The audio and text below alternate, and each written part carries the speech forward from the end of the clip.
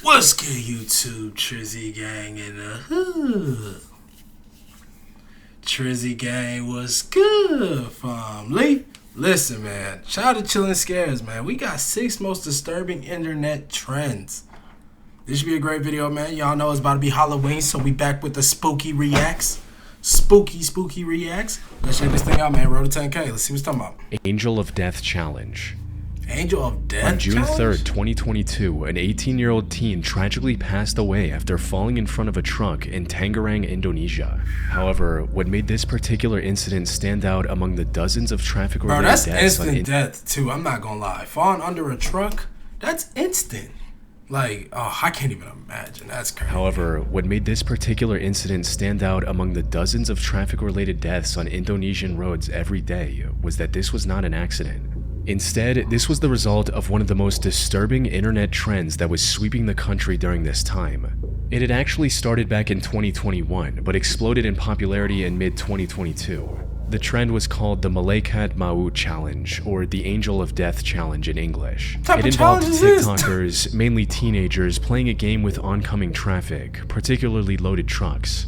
Their goal was to run out onto a busy street in front of a truck, hope it stops before hitting them without flinching, and post the video of the stunt online.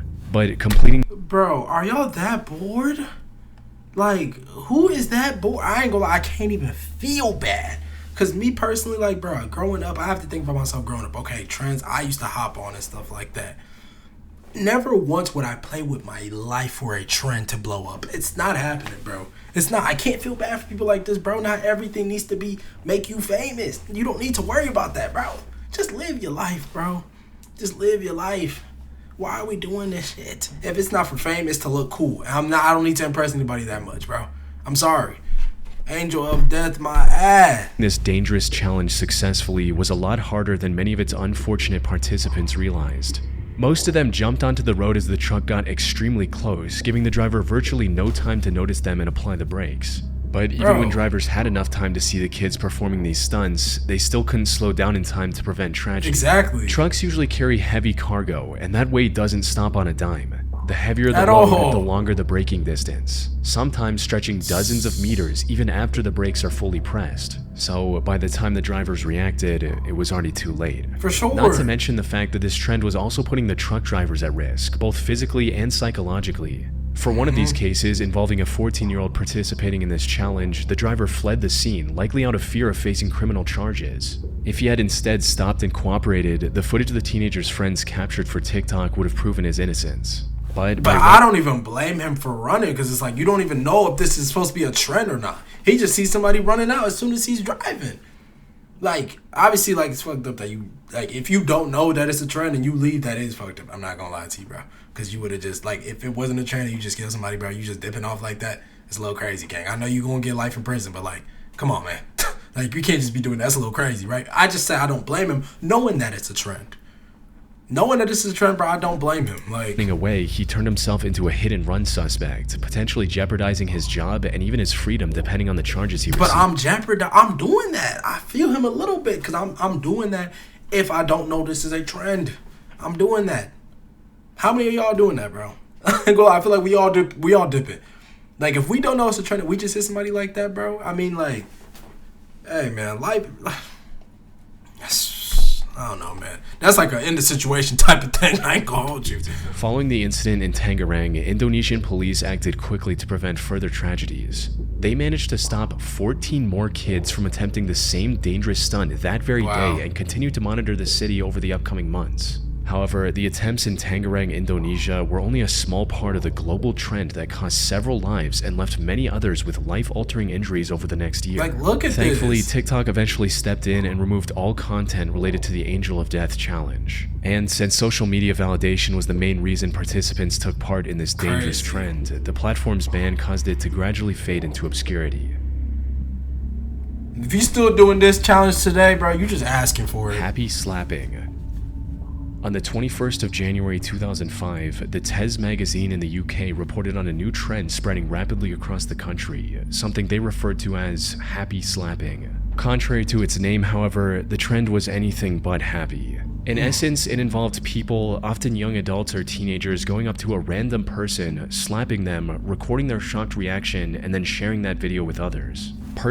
Man, do you know how fast you gonna meet God if you ever did this to me, bro? Do you know how fast, bro? Like, to come up to me and slap me and record me and be laughing, bro, you don't know how fast I'm going to break that phone in your face, bro. Because you slap me, but I'm going to punch you. You see what I'm saying? You slap me, I'm going to sock you.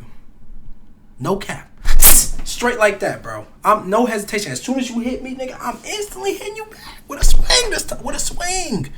Y'all is crazy. Why is this a Why was this a trend? Because I know it's not on trend no more. Camcorders and phones with cameras were becoming a lot more accessible during this time, allowing the attackers to record their crime and share it as something funny. These Girl or boy, I ain't gonna lie, you can catch these hands. I don't hit women, but you gonna catch these hands. I'm not gonna lie to you. Slapping videos were shared all over the internet for the whole world to see. As for how this trend initially started, some reports from the time linked them to violent TV shows like Jackass and Dirty Sanchez. A big difference between these shows and the happy slapping videos, however, was that everyone on TV consented to enduring the pain on camera. The people filming happy slapping videos, on the other hand, usually targeted complete strangers and bystanders for what they perceived as social clout. As a media expert from that time explained it, what we see the kids watching these shows doing is thinking, well, maybe I could stage my own scenes of pain and humiliation along these lines. Then with happy slapping, people are drawn in as random victims rather than the kind of voluntary performances we get in the shows that are being copied. I think happy slapping has become a shortcut in the eyes of the slappers to fame and notoriety among the people who see the images circulated on the web or sent to them via their mobile phones. And while that was already bad enough on its own, things quickly took an even darker turn. As time went on, the recordings became increasingly violent, likely in an effort to outdo one another and stand out in the sea of dozens, if not hundreds of similar videos. Things went from humiliating but physically harmless slaps to coordinated attacks resulting in permanent injuries. One of the worst cases of this happened on August 31st, 2009 in South London. A 67-year-old retired care worker named Ekram Haq left the mosque on Church Lane in Tooting, England after the evening prayer, where he was then approached by two boys, 15-year-old Hamza Lazai and 16-year-old Leon Elcock, wanting to make a happy slapping video. Things quickly spiraled out of control as neither of them held back, resulting in Ekram passing away a week later from a severe head injury he received during the incident. The two were eventually identified and arrested after police reviewed CCTV footage from a nearby camera. Both pled guilty to manslaughter, with Leon receiving a 4.5. You thinking it's funny to slap somebody, bro? You just ended a man's life. Because y'all know, bro, there's a certain part in your head or in your brain, or whatever the fuck they say, that it gets hit, bro, it triggers something, bro. You can easily pass away from that, bro. Man, nah. Half-year sentence. He's got life in prison. Sentenced to 3.5 years in prison. Wait, hold on. Receiving TV footage from a nearby camera. Both pled guilty to manslaughter, with Leon receiving a 4.5-year sentence and Hamza sentenced to 3.5 years. 4.5 and 3 for killing somebody? Yo, what? Yo, if I was his family members, man, I'm just saying, bro, like, when them boys get out, bro, yeah. In prison. The happy slapping trend as a whole eventually faded away after the UK and the surrounding countries started treating it as a significant threat to public safety. I mean, we can't just be slapping people. It and giving it a punishment of up to 5 years in prison. 5 years? Bro, he killed... Nah, bro, alright. Alright, bro. Skullbreaker Challenge. Skullbreaker Challenge. On February 14th, 2020, 12-year-old Parker Smith was invited by his friends to film what seemed like a harmless jumping contest with them. He agreed, and on camera jumped the highest he could, but instead of landing safely on his feet, he fell backward and fractured his right arm. He was rushed. Is this the one challenge where you jump in the air and people like sweep your feet from under you or some shit like that? I think if this is, I've definitely seen this challenge in person. To the hospital immediately and fortunately made a full recovery over the following weeks. However, what seemed like a simple accident turned out to be part of a disturbing internet trend his two friends were attempting to recreate. The so-called Skullbreaker Challenge required 3 people to stand in a line and somehow convince the person in the middle to jump. As soon as they did, the two on the outside swept the legs of the one in the middle, who was usually unaware of what was about to happen. I have most certainly seen this challenge in middle school, bro. Not a whole lot of people did it, but obviously I know what it is, so I ain't gonna lie, just me being on point all the time, even growing up. If I was standing in the middle of two people, boy or girl, two girls, two boys, it don't matter, and they told me that they jumped at the same time and I didn't jump with them, I'm not jumping. I'm gonna be real with y'all. I ain't doing it. I can't even remember if somebody ever tried this on me. I don't think anybody did. But trust me, I'm not jumping. If I'm not jumping with you, I ain't jumping. Nope. You ain't get me. You know what I mean? You just gotta stay on point. But this challenge is definitely stupid. It's definitely one of the dumbest challenges I've seen. Because it's like, at this point, gang, do you know what we doing right now? Like, are we trying to kill somebody? Like, what we doing?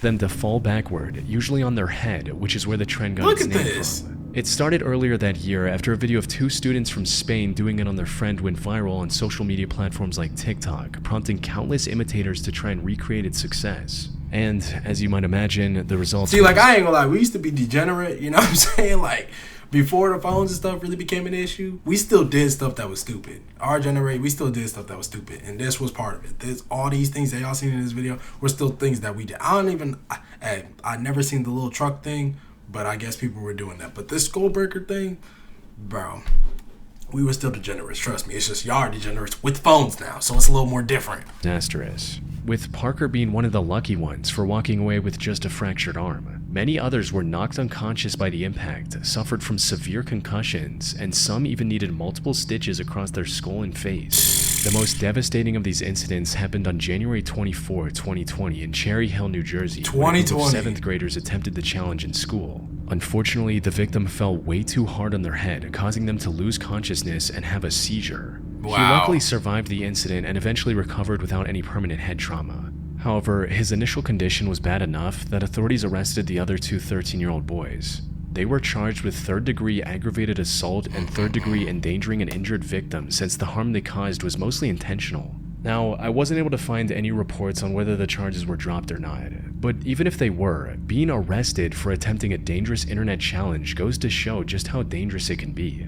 TikTok also stepped in and banned all videos of this challenge on their platform. Unfortunately, once something is on the internet, it never truly goes away. There's a whole grown adult doing it. Two girls finding videos of the Skullbreaker challenge, attempting it on one of their classmates, injuring them, and getting charged for it in November 2022, more than 2.5 years after the original fad ended. Fortunately, there haven't been many reports of kids getting injured because of this challenge ever since. Well, first of all, everybody's onto it, so that's just one thing. Like, everybody knows about it now, so if you fall for it, you low-key just not on the internet, you low-key goofy, because you should be aware of stuff like this. I told y'all, there's no reason why I'm jumping and the two people next to me to jump at the same time as me. It's not happening. Kia challenge. Kia challenge. Near the end of 2020 and throughout 2021, authorities in Milwaukee, Wisconsin noticed a significant increase in car theft. What made this even stranger was the fact that the majority of these stolen vehicles were either from Kia or Hyundai, with theft of these particular cars doubling or even tripling in some areas compared to previous years. However, before investigators could determine the cause of this surge, the situation spiraled beyond their control in ways they could have never expected. Yeah, the Kia boys was different in Ohio, I'm not gonna lie. Hyundai cars became an internet trend called the Kia Challenge. It began on July 12, 2022, when a video captioned "Kia Boys" went viral for demonstrating just how easy it was to steal Kia and Hyundai cars manufactured between 2011 and 2021. All a thief needed was a screwdriver and any regular USB cable, since the connector just so happened to be the perfect size and shape to jumpstart the vehicle. This was a major hardware-level security flaw in dozens of car models, and there was no permanent way to fix the problem either. Now, the original Kia Boys video was Who even found out about this? Like, who was just bored and trying to figure out ways to start their car, bro? Found by TikTok, but the information was already out there and it already sparked the Kia Challenge. Teenagers across the US started breaking into Kias and Hyundais and posting their stunts on social media to participate in the challenge. While the stolen cars caused a massive financial burden for hundreds of innocent residents, the real danger of the Kia Challenge came from what many of the thieves did once they had taken control of the vehicles. Since many of them had no intention of actually profiting off the stolen cars and were only doing it for the internet, they began taking the cars for reckless joyrides around town. Which is crazy, because it's like, bro, I don't steal no cars. Work for everything you get. But if you're going to steal the car, don't you just want the car? Don't you just need that car, I would assume? Y'all stealing it to go for joyrides and do some bullshit. Just steal, like... And the lives of everyone else on the road in extreme danger. One of these joyrides led to a police chase, which eventually ended with the out-of-control car slamming into the concrete barrier and the teenagers who stole the car trying to flee on foot. The most disturbing of these incidents occurred in Buffalo, New York in October 2022, where a stolen Kia ride ended in a fatal crash, taking the lives of 4 teenagers. In total, the Kia challenge resulted in the loss of 8 lives before the disturbing trend was shut down by TikTok and other social platforms. Kia and Hyundai also had to settle a class action lawsuit for $200 million over the dangerously lax security in their cars. Car surfing. Car surfing, or riding on the outside of a car as if it were a surfboard, has existed as a trend long before modern social media was even a thing. It started gaining popularity in the early 1990s, compelling teenagers and young adults to speed down the highway while precariously balancing themselves. I don't care about life. Today, most modern cars don't have much to hang on to on the outside to improve aerodynamics, which makes this already high-risk activity even more deadly. It only takes one small slip for even the most daring car surfer to fall into the road. Something that's evident from a 2008 CDC report, which revealed that 58 people lost their lives while engaging in car surfing, and 41 others were severely injured since 1990. Unfortunately, the rise of social media and the desire Y'all say it's not that crazy, the amount of numbers on people who pass away from that, bro? Because not that many people doing it, bro. It's not that crazy of a trend. Who wants to lose their life? with outrageous stunts have only driven that number higher ever since. Most recently, in May 2023, a 16-year-old boy tragically lost his life while car surfing out the back window of a car when the vehicle lost control and rolled over. He would have almost certainly kept his life if he were in his seat with a seatbelt. Sadly, the car surfing trend is just as alive today as it was 3 decades ago, and shows no signs of fading away anytime soon. You just asking for it, bro. You asking for it. Blackout Challenge. Blackout Challenge. The Blackout Challenge has existed long before social media. The goal in this challenge is to achieve a brief high that comes from cutting off oxygen to the brain by intentionally suffocating until you lose consciousness. However, while many assume that blacking out from lack of oxygen is perfectly safe in the long run, that couldn't be further from the truth. The rewarding high in this challenge is in reality a dangerous form of cerebral hypoxia, where brain cells are deprived of vital oxygen. This can lead to seizures and hemorrhages. Y'all make this stuff challenges? Even if someone survives the challenge seemingly unharmed, depriving the brain of oxygen for just a minute can cause permanent, irreversible damage. This can affect memory, reasoning, and other critical cognitive functions in the long run. The line between a fleeting, dangerous thrill and irreversible tragedy is terrifyingly thin, and once consciousness is lost, there is no way to control the outcome. Not to mention the very real risk of the person never waking up again. Unfortunately, many who try to recreate this challenge are completely unaware of these dangers, resulting in 82 people losing their lives between 1995 and 2007 alone. What makes this even worse is that almost all of these deaths were between the ages of 6 and 19. Much like other viral trends, young impressionable kids are especially drawn in, motivated by peer pressure or the need for validation, online or in real life. Which is why the resurgence of the Blackout Challenge through social media platforms like TikTok brought it to an even younger audience and left a devastating trail of victims. My kids ain't One of the most well-known media. cases is that of Nyla Anderson, a 10-year-old girl from Pennsylvania. Her family found her unconscious on the bedroom floor on the night of December 7, 2021. They rushed her to the nearby hospital. Unfortunately, it was already too late. After barely coming to life for 5 days, she tragically passed away without ever waking up. No one knew why she would do something like this, until investigators did a forensic analysis of her phone, which revealed she had been viewing videos of the challenge on TikTok. Another tragic incident happened in April 2022 when a 12-year-old boy from the United Kingdom named Archie Battersby suffered catastrophic brain damage after attempting the challenge and passed away months later. And these weren't isolated incidents either. Numerous other children, some as young as 8, suffered a similar fate or other life-altering injuries after attempting this challenge. Sadly, despite social media sites' best efforts to suppress the challenge, it continues to spread to this day. Hey man, I don't even want to know how the challenge works. Just keep me far away from that type of stuff. Yeah, a lot of these things were dumb, bro. A lot of these things were dumb, and a lot of y'all are just clout chasing. And if you participated in any of these things in the past, bro, like you're lucky to be here. You're lucky to be here because these are like the most insane, degenerate things to do, bro. Like, hey man, y'all gotta think with your brain, man. Start using this, bro. Start using this, man. Shout out to Chillin' Scares.